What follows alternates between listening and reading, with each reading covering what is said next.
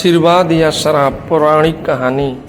स्वर्ग में भ्रमण कर रहे नारद जी ये देखकर बड़े हैरान थे कि धरती पर वह लोग तो बहुत खुश हैं जो धन के पीछे भागते हैं, और वो लोग बड़े दुखी हैं जो भगवान की भक्ति करते हैं।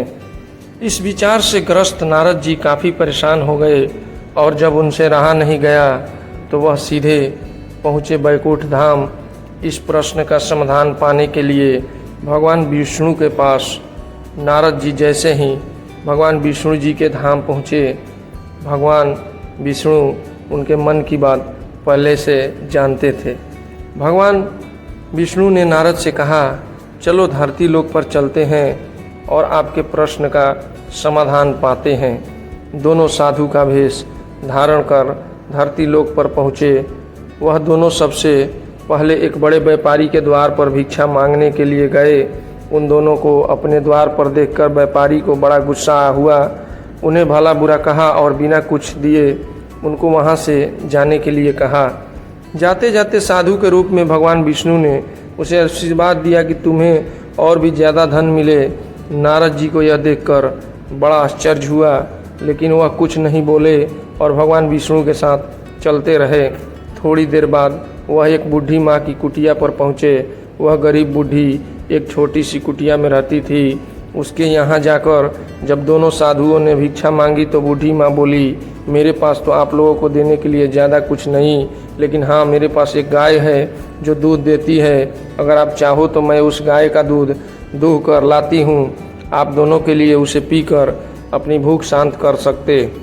साधुओं के हाँ कहने पर बूढ़ी माँ ने दोनों के लिए दूध का इंतजाम कर दिया। खुश होकर साधु के भेष में विष्णु भगवान ने जब बूढ़ी माँ से कहा कि बताओ तुम्हें क्या चाहिए, तो बूढ़ी माँ ने कहा, मुझे कुछ नहीं चाहिए, बस आप आशीर्वाद दीजिए, मेरे लिए इतना काफ़ी है। आशीर्वाद देकर दोनों साधु वहाँ से जाने लगे। तब जाते जाते विष्णु भगवान ने बूढ़ी माँ से कहा, तुम्हारी गाय कुछ दिनों में मरने वाली है। वहाँ से थोड़ा आगे जाने पर नारद जी बड़े परेशान हो गए और विष्णु भगवान से बोले, यह कैसा न्याय है भगवान आपका?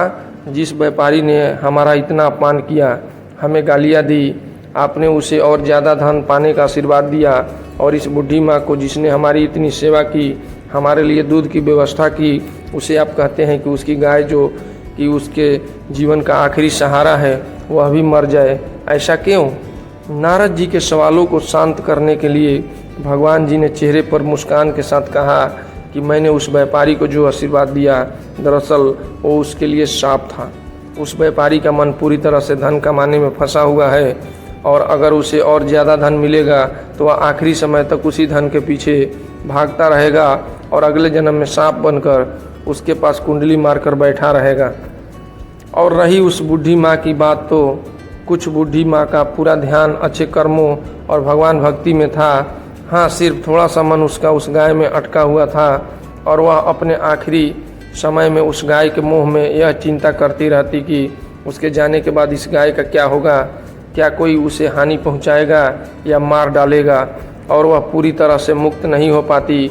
बस यही कारण था कि मैं चाहता हूं कि आखिरी समय में उसका ध्यान पूरी तरह मेरी तरह रहे, न कि इस गाय की तरफ।